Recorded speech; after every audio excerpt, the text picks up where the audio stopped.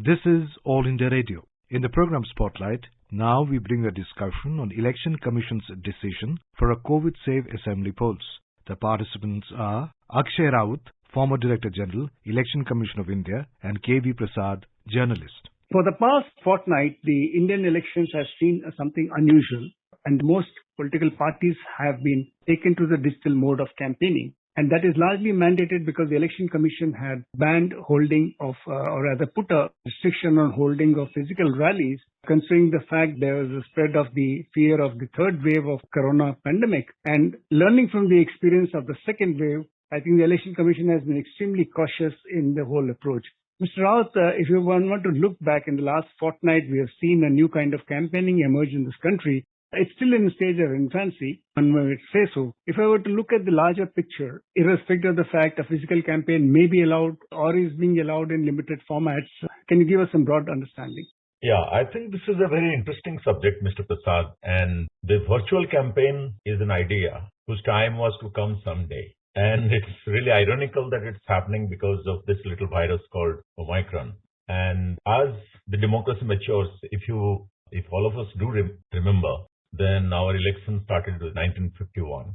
So we are a very mature electoral democracy. And the only way of campaigning that we have seen today is largely physical campaigning. It's not the virtual campaign or using digital modes is not exactly a brand new idea, because with the development of the digital space in the world all around our lives, we have seen that big parties and even regional parties assembled what we can call social media departments over a period of time. And there are skilled people who push out messages on behalf of party and leaders. And there is good amount of digital outreach. But this one is very different. To completely substitute physical rallies by virtual campaign, definitely a lot of parties do have their levels of discomfort in this.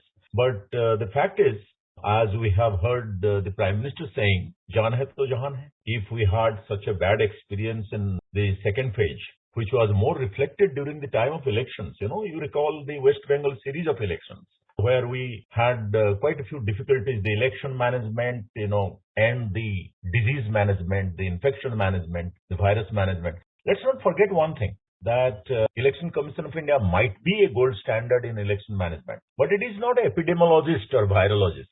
We can't just say that it will handle all disease and sickness and disaster that may come. So, in this connection, its decision to substitute rallies which are within its management domain by a virtual possibility or a virtual outreach possibility handed over to political parties who are to practice what the Election Commission says, I think that would appear the only way out. And very rightly, at the end of the second week, again, one can expect that whether it is complete ban or some type of ban or physical restriction, the prudent way is to continue with good amount of restriction and mostly staying on the virtual campaign. Yeah, I think that's very important because if we go by the experiences we've had in the previous, including the summer elections to various assemblies of 2021, it just looks difficult because you can't stop people, enthusiastic supporters, party workers from spilling onto campaign vehicles and so on and so forth, making it very difficult for management of the crowds. And also to ensure COVID-appropriate behavior, as we have been talking from the last 2 years, is maintained at a level it should be maintained. I think considering that, and also the fact, as you pointed out correctly, Election Commission can at best manage the situation as it exists. And if you look at the past 2 weeks, if you look at the election, the way the election management in terms of political parties' mindset to accept this new format of campaigning probably require a little more time, for the simple reason the switch over from a physical mode and the physical connect between the neta and the electorate is very difficult to gauge in an electronic format. Absolutely right, Prasad Saab, because it's a habit. I think if it is pursued election after election, as we are having another series of state elections coming, then another series, finally 24, we have the national elections. So if this is a path which is pursued, I'm sure people will fall into the habit. Initially, it's a matter of habit. Some have gone a long distance in consolidating themselves, both back end and front end, in terms of digital outreach. Some others may not have the resources. They may actually find it very discriminatory, not democratic form, because They may not have all the resources, all the skilled people, but people are trying to catch up. And that's what is necessary. And I think for you and me, who have seen elections many years in the past, it may look very awkward not to see physical rallies. In fact, more than you and me, it's the dramatic political personalities who have their political adrenaline flowing when they see lakhs and lakhs of people in a physical rally. And they feel comfortable, they can reach out, they can do theatrics, they can mesmerize population. We have dramatic political personalities, whether in north or south or east or west. So they will miss it. They will not greatly enjoy the digital space in which they don't see the people themselves. They don't have a physical sort of connect. But it's just a matter of time. I think the habits will fall in place, and overall it is going to give good results in terms of lot of saving, avoidable waste of energy. Now we are talking about the threat of infection, but otherwise also there is a lot of pollution, there is a lot of malfunctioning that happens during a physical rally or a physical contact, and it will be a more mature way of reaching out to people, I think, in future times. But Mr. Prasad, you and I, we do know that the real challenge is, of course, for the Election Commission of India as well, because compared to a physical situation, it's very difficult to capture any violation of model code on the virtual campaign. That's one. And second part is expenditure. Because, who comes, the footprint is so light on virtual media, virtual space, whether it is various types of platforms which are there, very fragile. Who comes in, who deposits what, and gets out, to trace the links. It's not very easy, both in terms of model code violation capturing and expenditure capturing. In fact, Election Commission has to come out with new instruments, new mechanisms, which are scientific, tech savvy, so that these two things are handled while virtual campaign is on.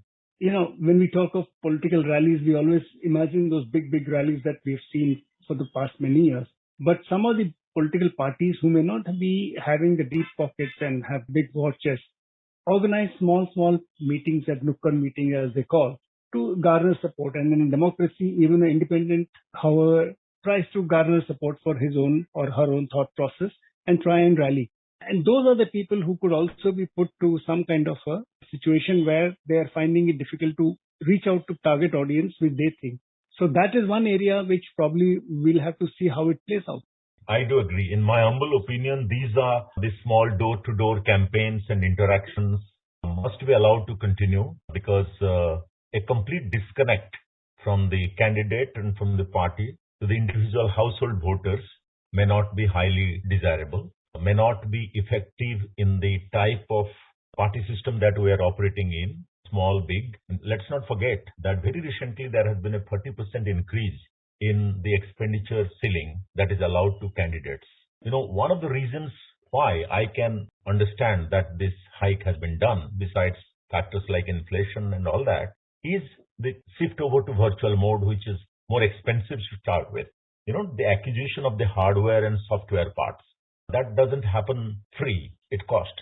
So I think we would require flexibility. If you remember, when the Election Commission extended the physical ban for another week, that's on 15th of this month till today, they also allowed some type of indoor campaigning with a restricted population.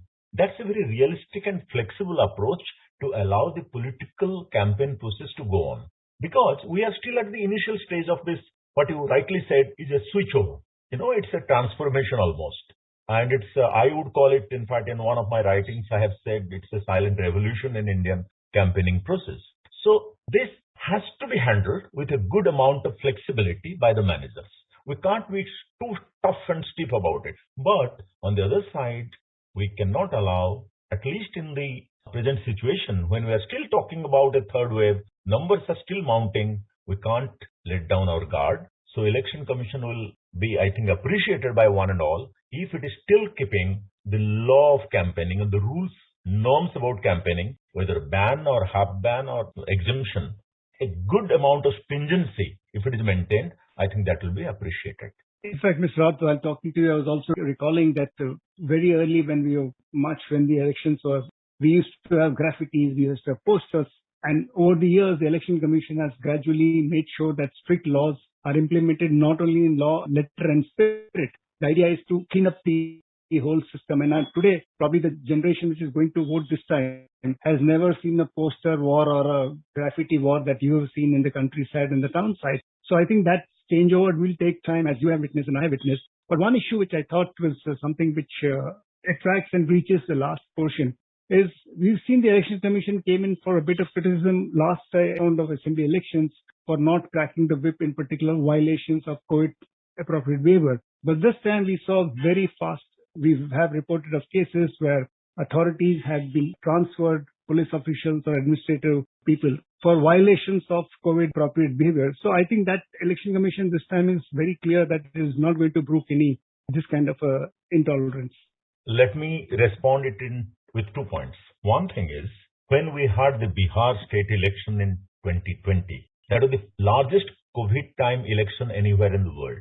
And Election Commission came out with a detailed SOP, how to keep its polling process, polling station, polling staff and voters secure from the surging COVID-19.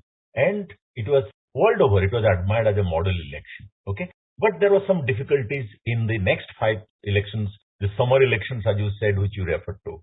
But institutionally, because you have been also following the Election Commission of India for quite some time, the election process in the country for quite some time, it's a learning institution. When muscle power, money power, the introduction of EVM, addition of VVPAT, all this happened as we came across difficulties in the large population, which is the voter. As you know, the voter base is much larger population than many countries put together in the world, in India, isn't it? In our 1.4 billion population, 60% roughly are voters, electors. So in a situation like this, the largest event management of the world, it is a learning process. So there were certain learnings from Bihar election, from the West Bengal series of elections. So you are finding what you say that is a more alert and urgent system of response from the Election Commission of India, including for the first time in the history, the ban on physical rallies. That's really big because people know that could be the other difficult alternatives, difficult other scenario. That's why people appreciate it. And I'm sure that the Election Commission this time, throughout this system, it is going to be very strict so that there is no hindsight that this could have been done, that could have been done. Nothing of the sort. I think the course of management looks very clear and it's going to be pretty strict in my assessment of the things. Well, I think as the Election Commission's motto is to conduct free and fair elections in a transparent manner and provide level playing field to all people who have decided to pitch their, who come into the electoral mode. Very quickly, I think moving over the switch over from where we are in terms of physical to a hybrid model, if I were to call, where you are also having electronic means of communications reaching through various social media and other things which are now prevalent all over the world.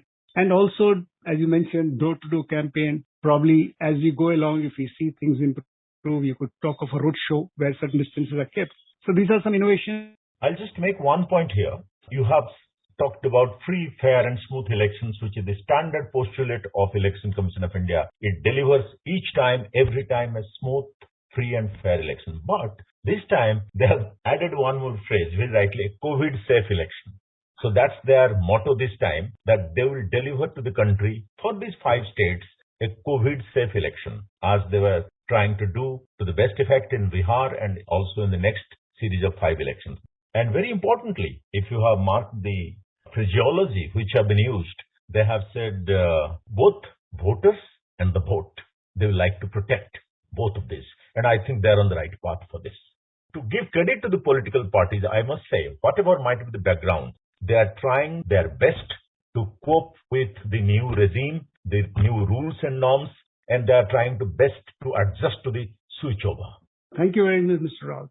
Thank you. You were listening to a discussion on Election Commission's decision for a COVID-safe assembly polls. The participants were Akshay Raut, former Director General, Election Commission of India, and K.V. Prasad, journalist. This program was produced and presented by the News Services Division of All India Radio. You can listen to it on a mobile app, News on AIR.